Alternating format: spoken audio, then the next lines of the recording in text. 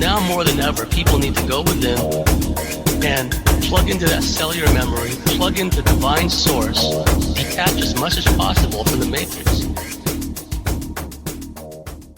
Hello again, everybody. This is James Bartley, and you're listening to Bartley's Commentaries on the Cosmic Wars. Well, a lot to talk about today.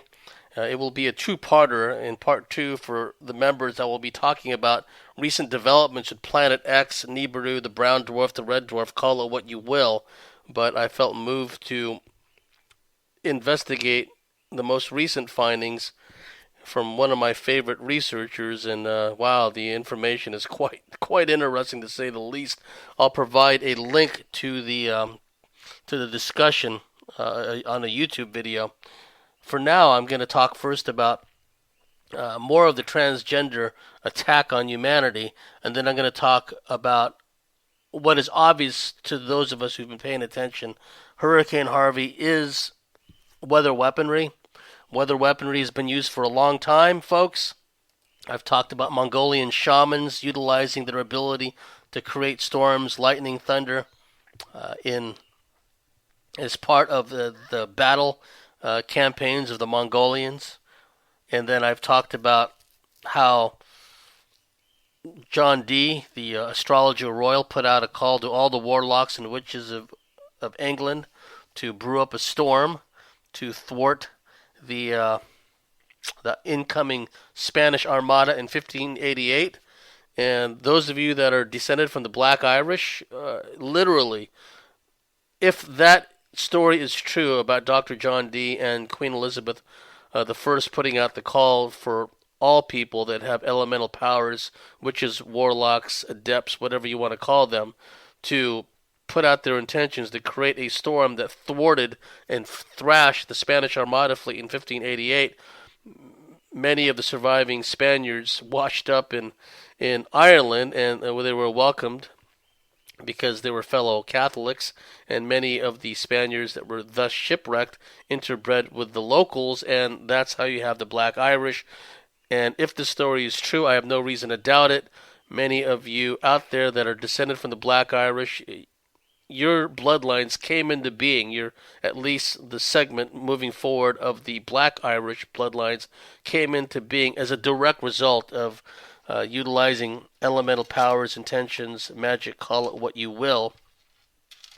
And it's not unusual for monarchs in all these different cultures to have magical, esoteric, ceremonial powers. You look at the Chinese, the mandate of heaven, the son of heaven, the Chinese kings, Chinese emperors.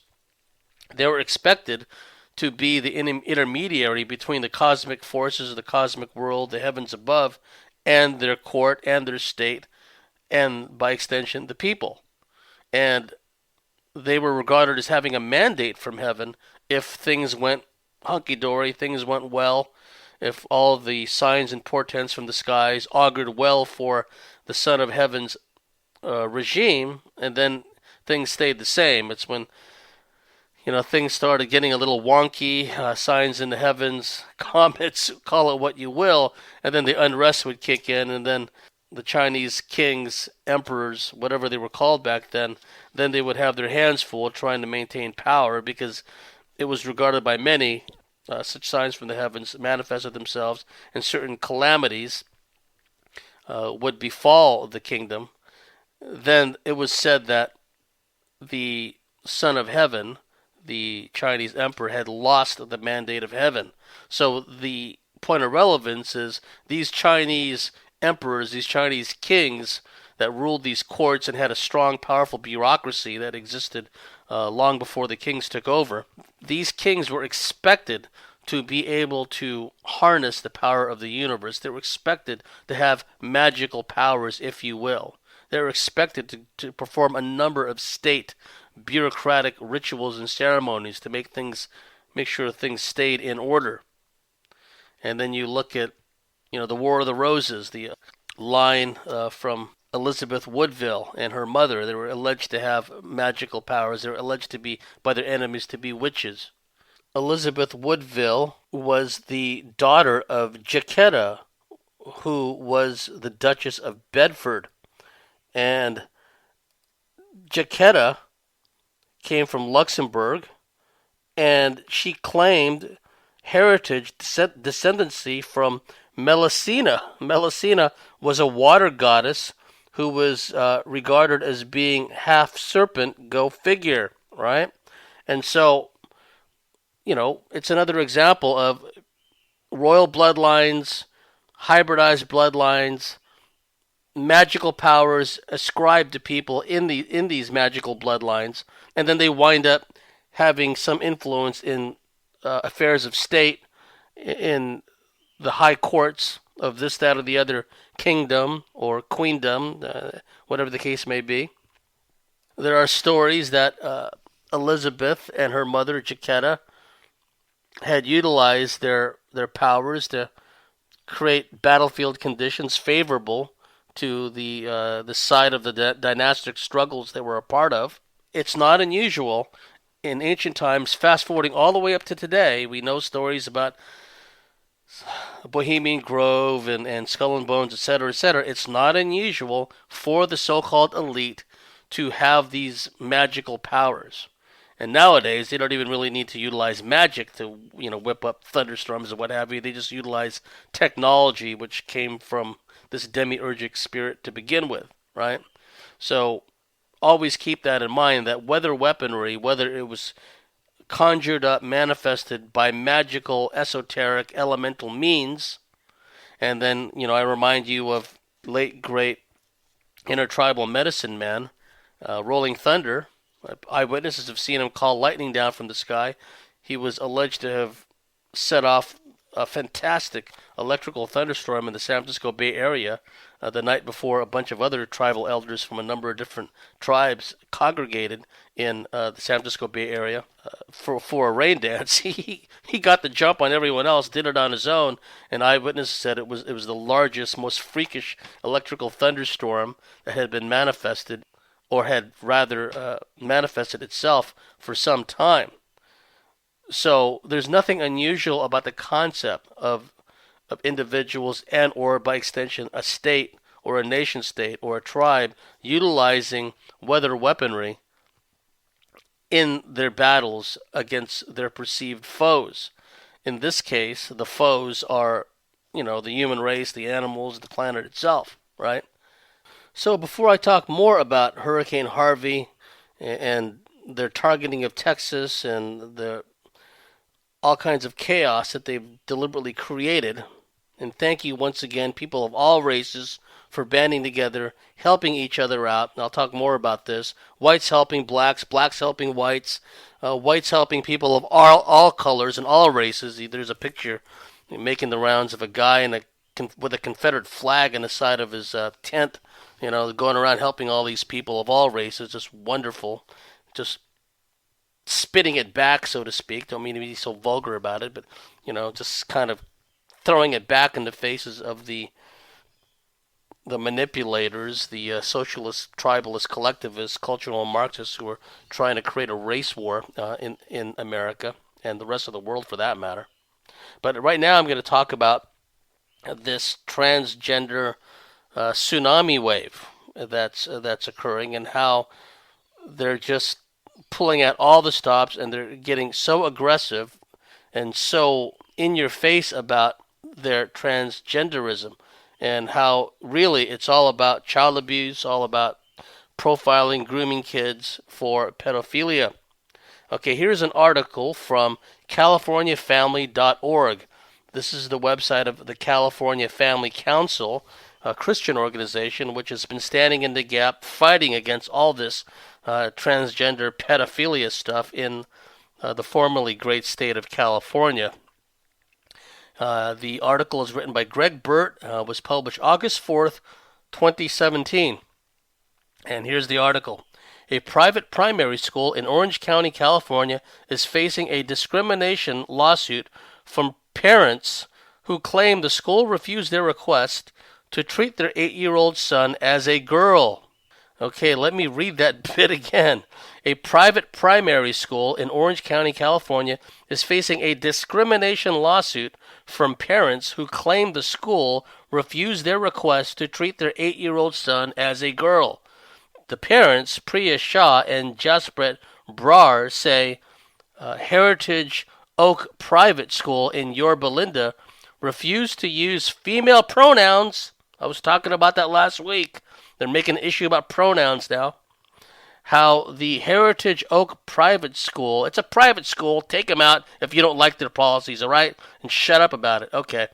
Heritage Oak Private School in Yorba Linda refused to use female pronouns to refer to their son, denied his request, or is it really the parents' idea to begin with? Tip there. Denied his request to wear a girls' school uniform and gave him access to a staff restroom instead of a girls' bathroom as requested.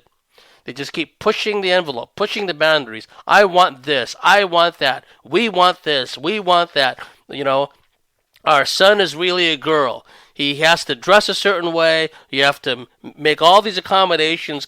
Let him use the girls' bathroom. You have to call him or her, etc., etc., etc. They just keep pushing and pushing and pushing. According to the Orange County Register, several lawsuits have been filed against public schools for transgender discrimination before, but the parents' attorney, Catherine Eidman, told the Orange County Register this is one of the first cases targeting a private school.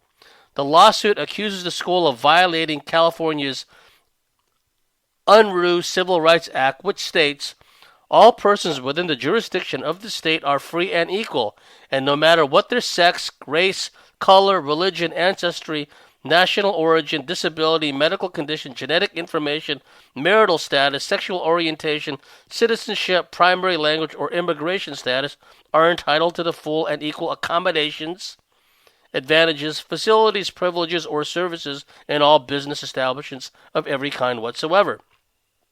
According to the same act, sex, quote-unquote, is defined as follows.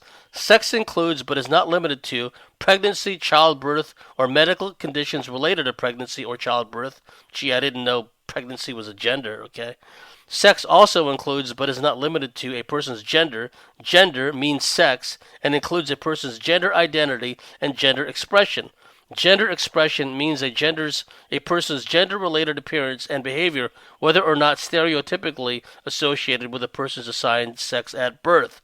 So just more pushing the envelope, more making demands and demanding that society and civilization conform to their twisted, bizarre standards, which is all just about letting entities in and just grooming children to be preyed upon by pedophiles. The parents of this kid, it's like they're the ones that made that kid want to dress up like a girl. They're the ones that push that boy to be a girl. And like I said, it happened to a friend of mine where her son was pulled aside by a school teacher and said, "Don't you want to be a girl? Don't you want to know what it's like to have a vagina? Pardon my Anunnaki. Don't you want to know what it's like to be a girl and to have a different body?" I mean, they're telling this to her young boy. Okay, that's how in your face they are. They've pulled out all the stops, right? According to the lawsuit, the boy's mother, Priya, teaches college courses in gender and transgender theory. So she took it seriously when her son, Nicky, Nikki, who has a preference for pink clothes and girls' toys, told her at age 7 he was a girl. Yeah, I don't believe that for a second. She just happens to be teaching gender and transgender theory in college. If this suit is successful, faith-based schools in the state could be forced to determine a child's gender by his or her subjective feelings and not by his or her God-given biology, or face losing their tax-exempt status. Oh, there goes your 501c3. Boys and girls would be forced to use the same bathrooms and showers. Boys could compete in girls' sporting events, and school staff and students would be compelled to use male pronouns for females and vice versa. I remember when female tennis players didn't even want to be on the same court with Dr. Renee Richards, who was was he just a transgender, or did he actually go through the sex change operation? But anyway, they didn't like the idea of basically competing against a man, right? And now there's this transgender guy Now he's calling himself a woman. He's taken part, I think it's in UFC fighting, and he's beating the crap out of these female fighters in the ring, right? That's like female abuse. You have this guy who thinks he's a girl, or at least tells people he's a girl, and he's pummeling the hell out of these females in UFC bouts. And the article concludes by saying it's time for Christian leaders throughout California to stand up publicly for religious liberty and for the privacy of his children before it's too late. Now, this is an alarming development, folks, because they can just say, oh, no, we're going to just put our kid in like a school set up specifically for transgender kids. They've got the money to do that. If they wanted to have a school district of multiple schools and nothing but transgender kids, churning them out like a factory, right? All these transgender kids, because they're distorted and the infested parents and the societies they come from. If they wanted to have their own transgender schools and transgender school districts, they could. But what they're doing is they're deliberately targeting these private schools, which are Christian faith-based schools, and saying, nope, you got to do things our way. What's mine is mine. What's yours is mine. Typical tribalist, collectivist attitude of just coming in, playing the victim, and just wanting to take over, right? So just keep that in mind. This is CaliforniaFamily.org, and it's about this case where a private Christian school is being sued by this transgender family because they're not catering to their transgender child. What used to be a boy is now considered a girl. Okay. And before I talk about Hurricane Harvey, I want to talk a bit about how identity politics, in particular victim identity consciousness, victim identity politics, has found its way into the research field, into the truther movement, into the podcaster arena, right? These people contact you if you're a podcaster, and whether you know them or not, whether you're friends with them or not, sometimes, they can be complete strangers right out of the blue. Other times, it's someone you've known pretty well. And usually the appeal is something like this. It's, oh, you have to get me on your show. My information is so important. I have to be on the show, right? And then if you don't get them on the show, or if you don't get them on the show in exactly the way they want you to, then, they whip out the victim card. Oh, so-and-so wouldn't have me on his show. He's a disinfo agent. He's a shill. He's a traitor. Because he doesn't want me to come onto his show and talk about the truth, right? My attitude is go out and form your own show. Go out and get your own podcast going. Go out and have your own website attacked again and again by, brute force, multiple incessant denial of service attacks. Why don't you, right? That's what I say. Go out and do this on your own. Do you have any idea how many times I've contacted people and asked them to be guests on the Cosmic Switchboard show, and these people, they don't even deign to reply. They don't even throw me a bone and, oh, sorry, been busy, really busy, can't do it. And, sometimes they big shot you, Richard Dolan, oh, I'll be busy for the entire 2017 and 2018 too. I will not have time to go onto your show, right? I remember when he just popped up out of nowhere as just an academic interested in UFOs. Now he can't even be bothered to come onto a show and talk about UFOs or talk about whatever else he's into. You contact other people and they don't even bother replying. And I know part of it. I know part of the reason why is, oh, this James Bartley person, he talks about shape-shifting reptilians. I don't want to go on his show. I don't want to, lose my credibility because I come on to Bartley's show and this guy is all into UFOs and aliens and chemtrails and all this other stuff, right? Oh, so they're all worried about their bloody credibility, so they don't even deign to reply, right? I mean, I've had to develop a thick skin, folks, and not let it bother me. I mean, I could have played the role of the victim. Nobody wants to come onto my show. Nobody loves me. I need a hug. Which is what groups of people were doing after Trump was elected into office. These liberals would all gather together and do this group hug with each other to calm themselves down, right? Because they're playing the victim again. Oh, we didn't get Hillary Clinton in there. Oh, we're going to be victims.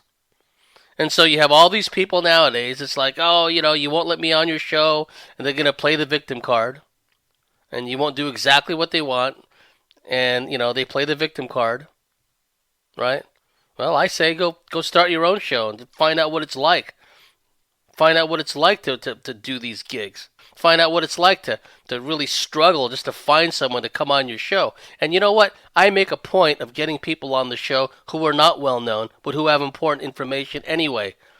Because it's important to me. One does not have to be a big name in order to provide valid, meaningful, important, impactful information. That's how I feel about it anyway. Because a true leader helps others to become leaders in their own right. They're not afraid. See, while I'm on the subject, I'm going to talk about the incessant name dropping that's been going on, too. This is one of my pet peeves. Oh, me and James Bartley, we're like this. Just imagine index finger, second finger intertwined, right? We're like this. People I barely even know name dropping me, saying that we're all old pals and best friends, and by implication, by inference, suggesting to all and sundry that I am 100% supportive of their work. I am 100% behind them and their findings and their belief systems, BS for short.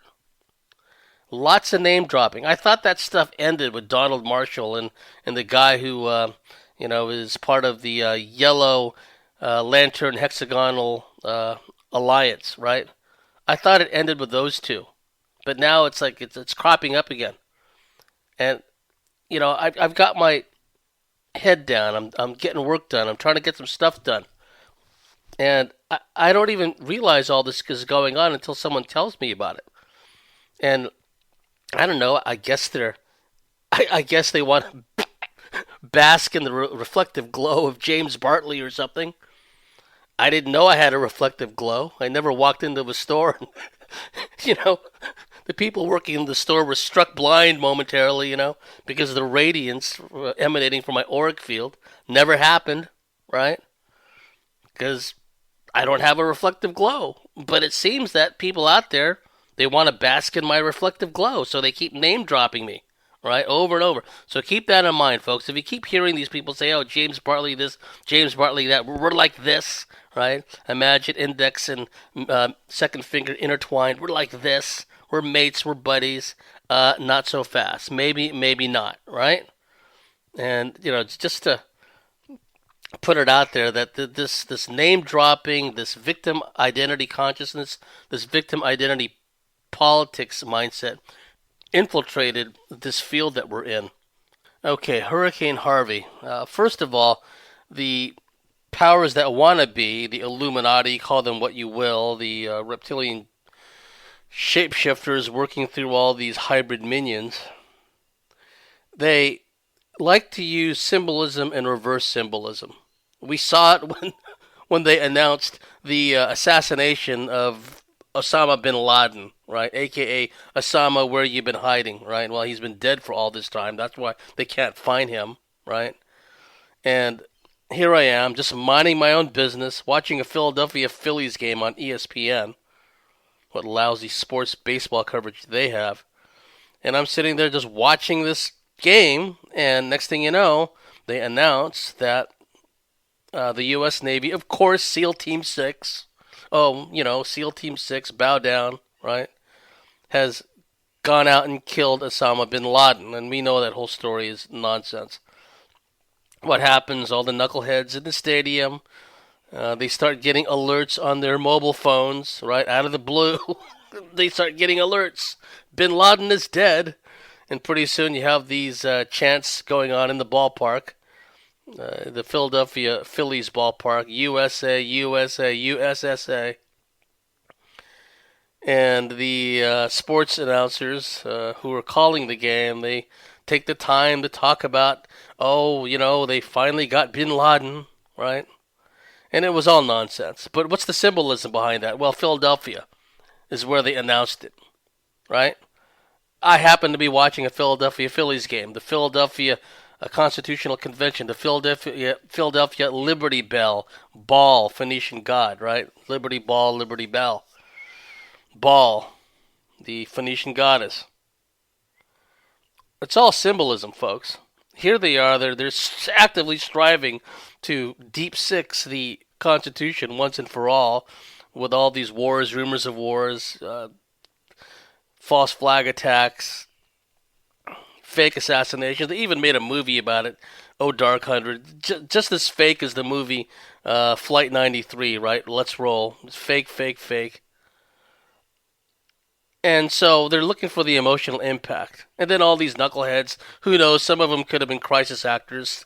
They start crowding around outside of the White House and outside of, other government buildings and start chanting USA, USA, CIA, CIA, right? What a joke.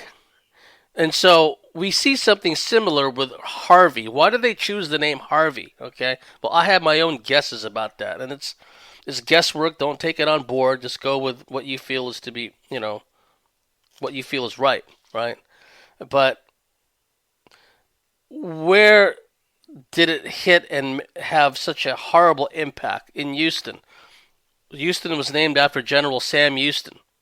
General Sam Houston was a very interesting guy. I mean, it was his forces, in the wake of the Battle of the Alamo, his forces had caught General Santa Anna's forces along the San Jacinto River sleeping, caught them unprepared and routed them, a force nearly twice the size of General Sam Houston's own forces.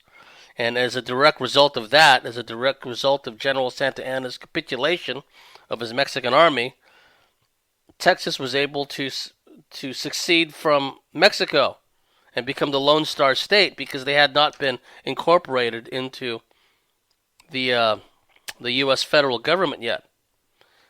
And eventually they named Houston after General Sam Houston. Houston opposed the succession of Texas into the Confederacy. Interesting.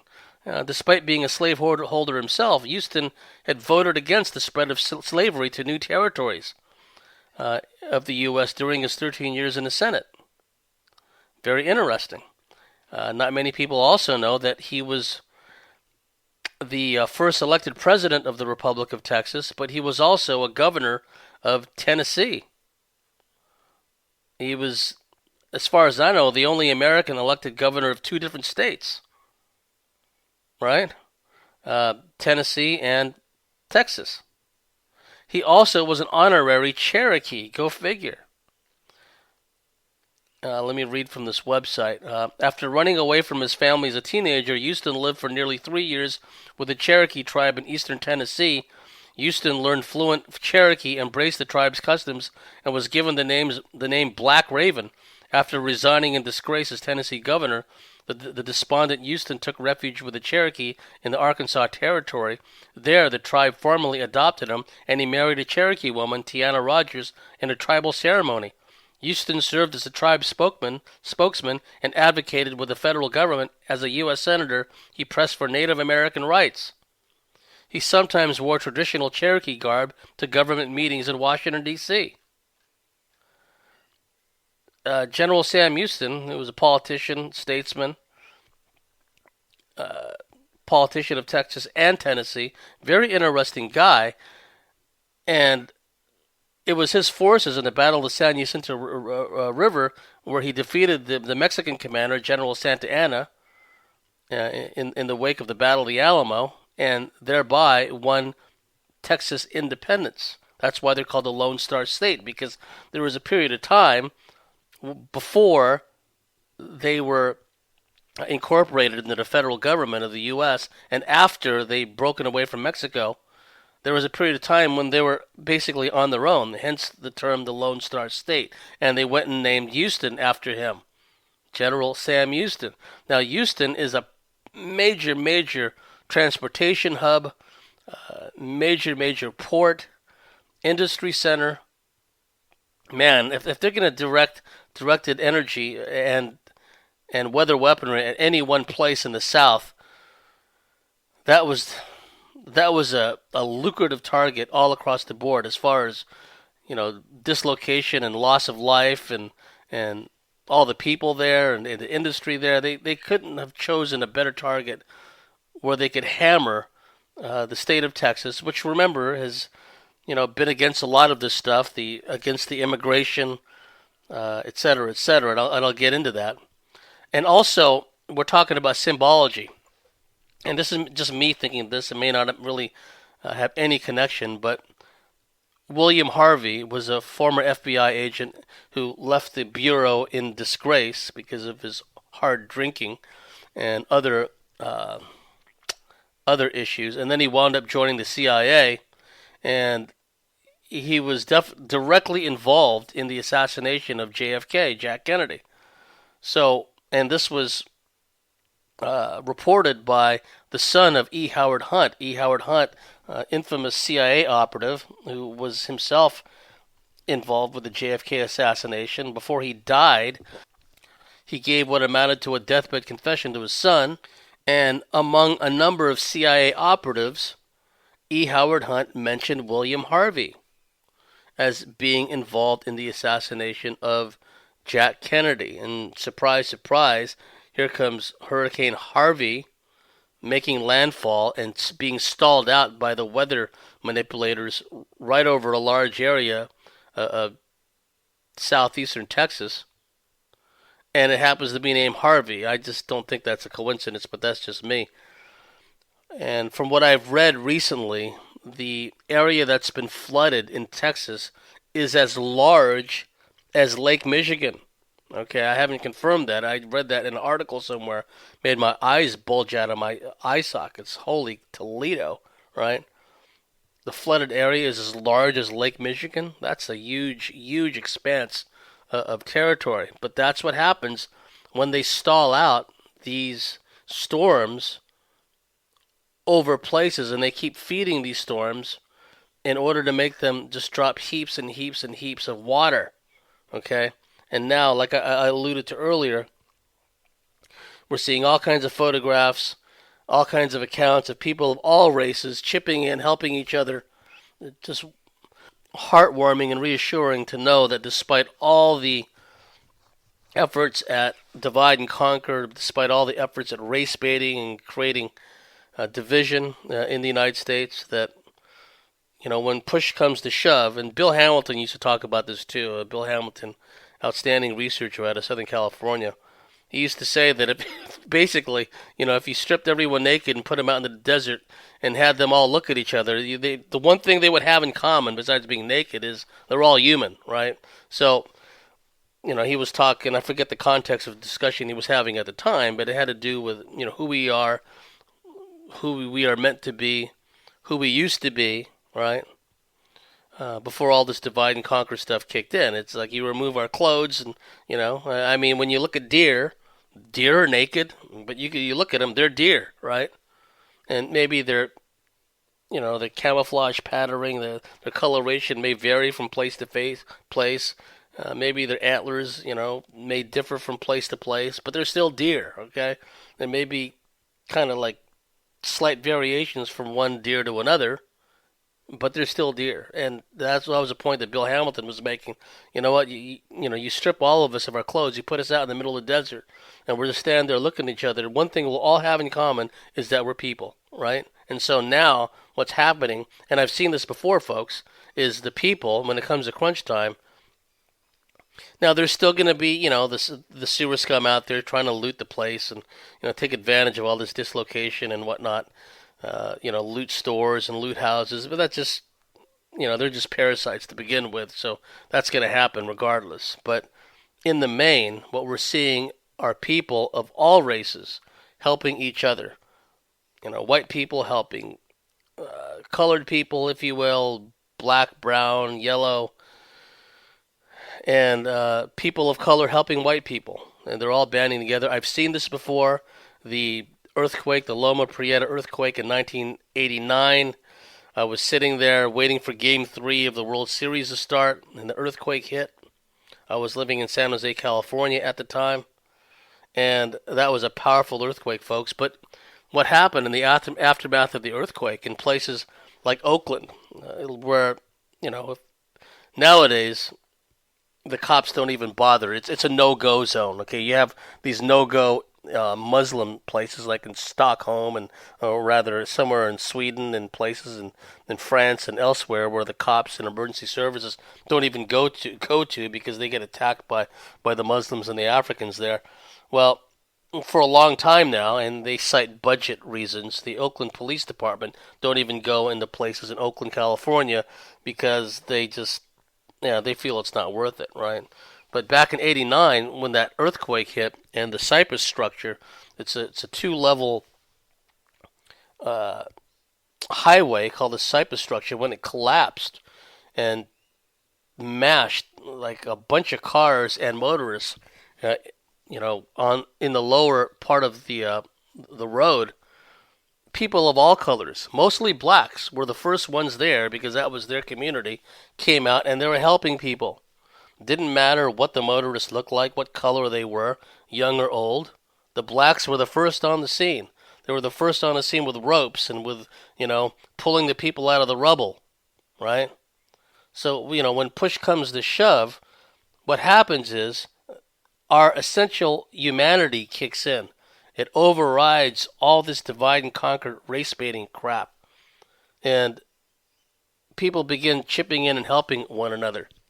So I am heartened by the fact, despite the efforts of the lamestream media, the fake news, CNN, and they're still trying to exploit this tragedy, right?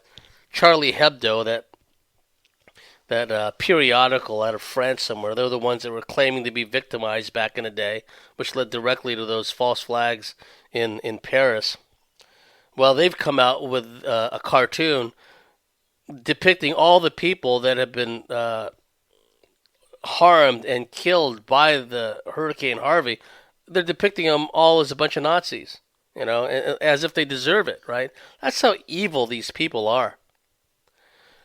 Now, let me read from you an article, which and I will elaborate more on it myself because I like to add my two thoughts to some of the articles I read. The articles kind of form a basis, but then I kind of, veer off in different tangents. But I think it bears repeating. Okay, this is from 2feed.org. Hurricane Harvey, a geo-engineered superstorm targets Texas. Why? Okay, from the article, why South Texas? Why now? State of the nation. Then they show a picture of the map of the south of Texas, of the southeastern, the Gulf states, right? And they show, just the wide expanse of the impacted areas impacted by Hurricane Harvey. Like all geoengineered storms fabricated by the NWO globalist cabal, Hurricane Harvey was fastidiously manufactured and directed at Texas.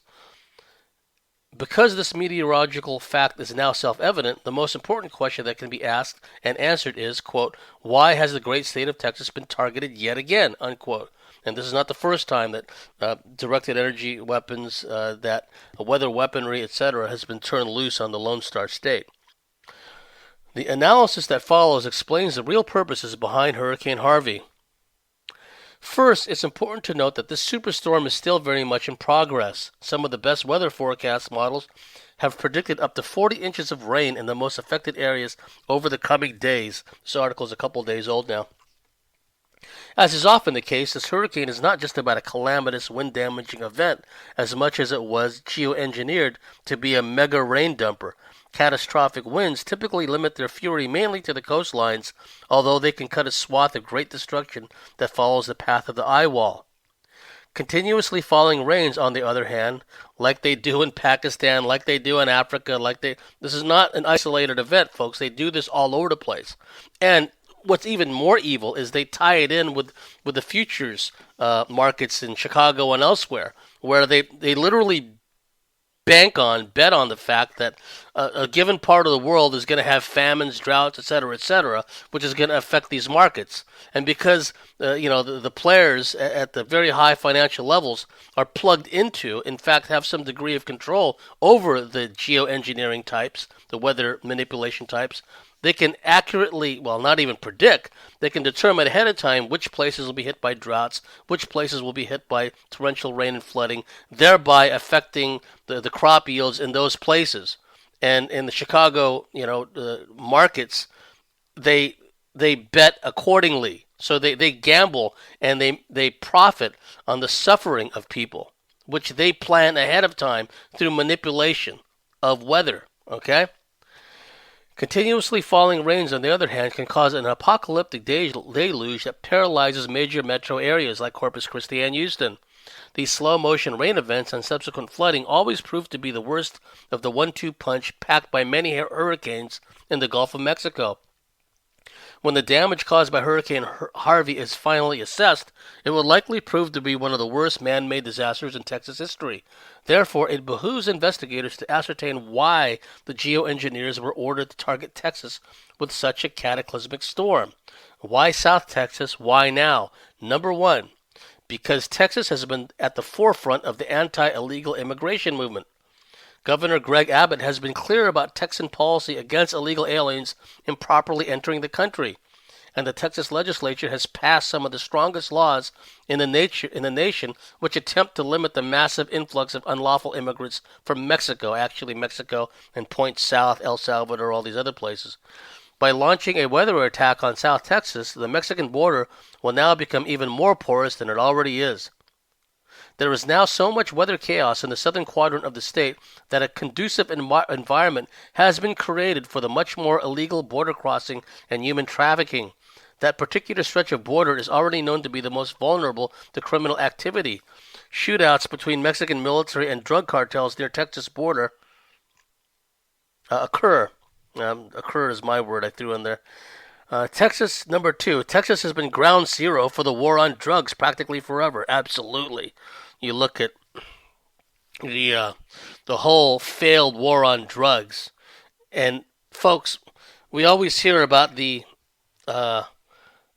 juxtaposition now that it's taken for granted of law enforcement moving gradually, steadily, incrementally into the military sphere, and now the all stops have been pulled. For example, Donald Trump, or a minion signing off on behalf of Donald Trump, has done away with all restrictions and all barriers to the 1033 program, which allows the military to offload all kinds of brand new military hardware to law enforcement agencies all over the U.S.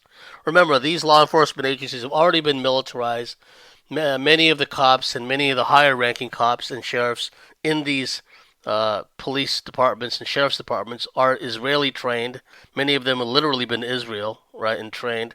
And many of the people in the higher levels at these various departments are basically, they're basically working for the Israelis, okay?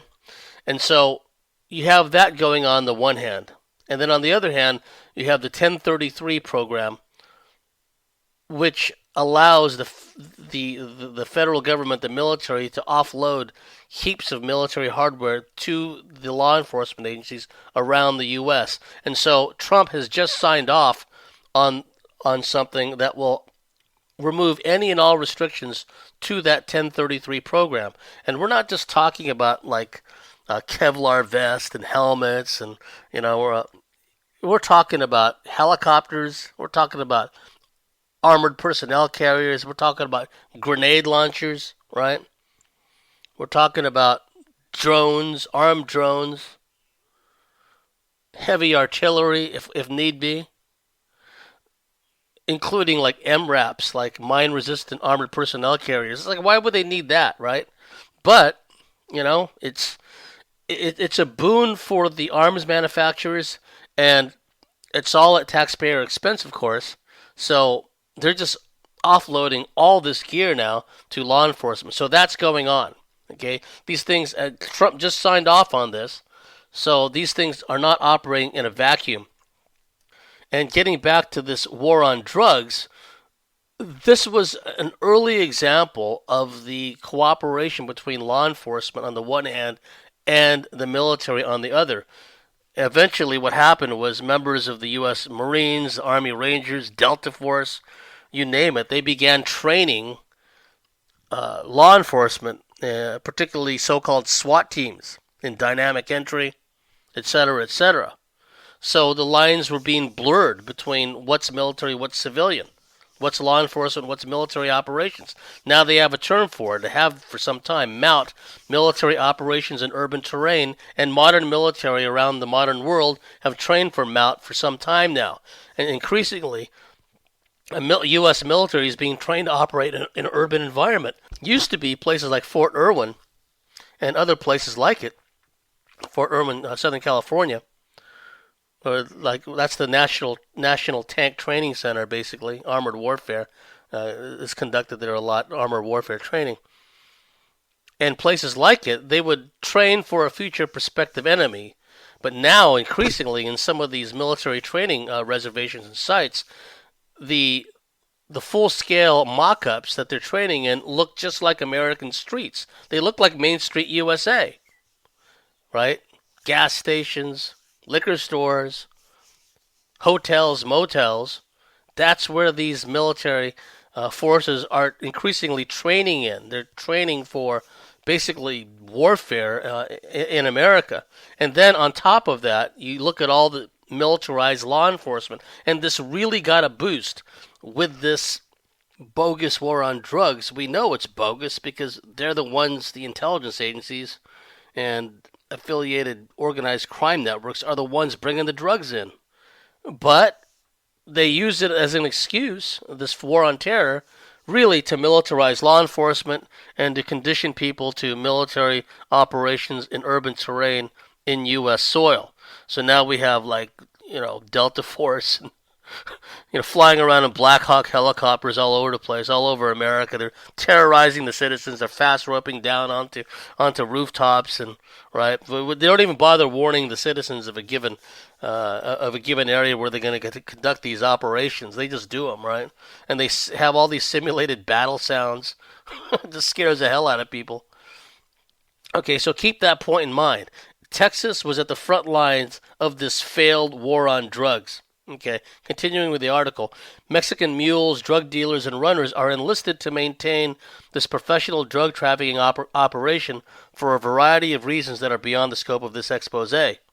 Given the tremendous impacts of the storm, drug running will be easier than ever. Mexico's fierce opposition to Trump's border wall has always been due to the huge dent such an obstacle would put into drug profits made by the cartels, which fund politicians and police alike. And they could have added fund politicians and police alike on both sides of the border. Texas has been quite enthusiastic toward the wall because of how much crime will be reduced and state services under less strain. And the globalists do whatever is necessary to soften up a state in order to bring them in line with, say, California. I was just talking about California in that lawsuit against that private Christian school. Number 3, George Soros' Purple Revolution is in dire need of mercenary conscripts. Many of the Antifa terrorists, for instance, are actually illegal aliens who will do anything to stay in the USA. They're actually recruiting illegal aliens into law enforcement and into the military. That's been going on for some time now. They give them citizenship. That's why they always wear black face masks whenever they show up to terrorize a Patriot Movement protest. Otherwise, they would be found out as coming from south of the border. Soros uses the very same MO, using foreigners to do his dirty work by staging the immigrant crisis throughout the European Union, and that's a whole other story. 4 countries in Europe have banded together to open the floodgates to let even more Africans and Middle Easterners into Europe through Spain, through Italy, and France and Germany, but don't quote me on the France and Germany, but certainly Spain and Italy being ports of entry. That could be the final nail in the coffin unless something is done about all this as far as Europe staying Europe, right? Back to the article, these Spanish-speaking illegal aliens are also desperate for a job, having no legal status under Trump administration policy. Many of these border jumpers are real terrorists, also known as Wahhabi jihadists, absolutely, who have been shipped in from the Middle East. Soros and company stealthily created a system not too unlike the rat lines after World War II, which transported Nazi war criminals to various protected destinations around the world, especially South America. Odessa, the rat lines, etc., etc. In the case of Texas, genuine ISIS terrorists have been conveyed across the border in recent years in preparation for the Soros-sponsored, Clinton-inaugurated Purple Revolution. Superstorms like Harvey that hit Texas only makes this seditious conspiracy much easier to manage undetected because of post-hurricane pandemonium. Number 4, Texas is the second largest state in the union in both size and population. After California, the Lone Star State is top on the target list where it concerns the implementation of the UN's Agenda 21 and its new and improved version 2030, Agenda for Sustainable Development. As follows: Texas deluge. What is a geoengineered weather event to enforce compliance with Agenda 21? And then what you have also is referred to as disaster capitalism by people like Naomi Klein. Some of Naomi Klein's information is good, but she hews closely to the fake climate change agenda. She hews closely to the whole fake 9/11 narrative, but she has written some decent books, disaster capitalism and things like that, where she makes a point. Although she doesn't get to the root of the issue, she makes a point that whenever these disasters hit, the tsunami in Indonesia and other places, when these big natural or artificially generated calamities hit, then all these corporations come in and whatever's left standing or basically just the land or the property that's been destroyed, they just buy it up. And we saw that in the aftermath of the American Civil War, where all the carpetbaggers came down to the South. They promised the newly freed blacks, you vote for us and you do what we say, you'll get 40 acres and a mule. That was the appeal to the newly emancipated so-called blacks, to differentiate them from what was regarded even then as quote-unquote white trash, right? Because the Northerners, the carpetbaggers, they viewed anyone in the South, particularly those that were not landed aristocracy, landed gentry, that were just eking out a subsistence living on their own little plot of land, their own little farm. They were generically referred to as poor white trash. That's where the term came from, right? Anyway, back to the story. Both of these agendas require the ceding of such authority by the 50 states to the United Nations. Texas has never been one to go with the flow, especially the New World Order flow. This fiercely independent state will not be dictated to even by the U.S. federal government. So why would it take orders from an international body run by George Soros-controlled globalists? And look at all the people in Texas. They're armed. Many of them have, concealed carry. And again, these things don't operate in a vacuum. There's a lot of people in the UK that feel the huge floods that came about once again because of weather manipulation several years back, was meant to literally sweep people off the land and then have these corporations buy up the land after the people have been flooded from them, right? Flooded off, killed, swamped, flooded off, right? So this MO, this tactic has been utilized before, again and again. It's not only happening in the U.S., it's happening all over the place. Number 5, Texas has led the country against the now ubiquitous rhymes with iniquitous, LGBTQ agenda. Just talking about that. Legislation has been reflexively proposed whenever traditional Texan society has found itself under assault by the LBGT co-conspirators, the ultra-liberal elements in state government who are aggressively promoting this nefarious agenda will not be deterred. Devastating weather events like Harvey can always be used by the cabal to threaten and or coerce any state government that is not compliant with the latest LGBT push. There is also the hidden agenda that occurs with all LGBT initiatives regarding their immediate goal of normalizing pedophilia. Absolutely. That's what it's all about. This covert plan is significantly responsible for the current crime wave of child trafficking, child sexual abuse, and other child exploitation crimes. It ought to be quite easy to understand how such weather chaos near the Mexican border will make it much easier to traffic children coming up from Central and South America unsupervised. The $64,000 question. With the election of Donald Trump, how do these criminally insane psychopaths still retain total control over America's weather? Why are treasonous geoengineers still permitted to wreak havoc anywhere in America anytime they want to. Hurricane Harvey wreaks havoc in Texas. If these questions are not answered soon, the U.S. mainland will be further attacked by weather weapons of even greater power. And I saw the photos of Joplin, Missouri, folks. That wasn't just a tornado that ripped through Joplin. That was like a super tornado, and it just flattened that place, right? And I felt from the start that that was weather weaponry also. If these questions are not answered, the U.S. mainland will be further attacked by weather weapons of even greater power. The geoengineering establishment now has at their disposal weaponry that far exceeds anything humanity has ever seen before. Also, Hurricane Andrew, they had a perfect test bed. The Florida Peninsula, they seal off the top part of the state, no one can go out, and then they hammer the lower part of the state with a super Hurricane Andrew, right? That was clearly weather weaponry. Thousands and thousands of people have died. The total number of casualties has always been underplayed. The media, of course, was right along with the cover-up. Conclusion. Eventually, the people will wake up to the fact that the use of global climate change has actually been fabricated using geoengineered techniques.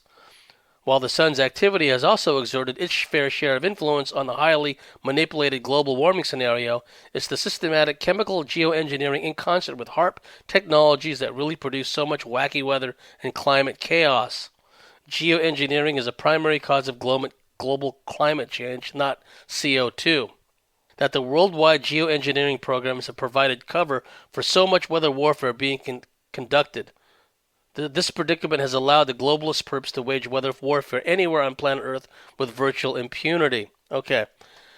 The author of that article talked about how the weather manipulation advances the Agenda 21 agenda, how it advances the human trafficking agenda, how it advances just about every single, the LGBT agenda, right? Okay, we've reached the end of the first segment of Bartley's commentaries on the cosmic wars. In the second half, I will talk more about Planet X, Nibiru issues, ET issues, and other issues. And for those of you that are listening, if you like what we do, if you believe in what we do, please go to the Cosmic Switchboard website, sign up and become a member, and we'll see you at the top of the next hour. Thank you.